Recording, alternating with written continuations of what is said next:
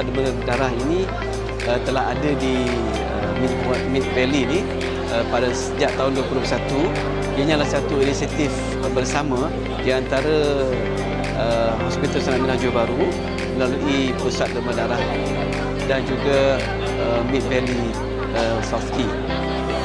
Strategi collaboration lah di antara kedua entiti ini.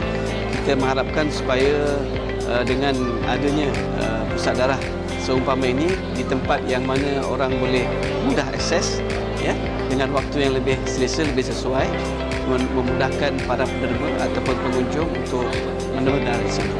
Pusat ini akan dibuka mengikut waktu mall lah, itu antara 10 pagi hingga 10 malam. Sebagai satu masyarakat, kita boleh ada keperpaduan. Kalau kita sering bantu-bantu dengan satu sama lain, memang satu perkara yang baik lah. Kalau orang sihat mesti demam berdarah sebab memang tak sakit. Yalah, kita dah ni kan nak refresh kita punya blood. Dia macam tukar minyak enjin kereta tau. So once you tukar you punya darah baru masuk, dia akan sekelip lancar lah. Sebab dia orang ni sebenarnya takut dengan jarum.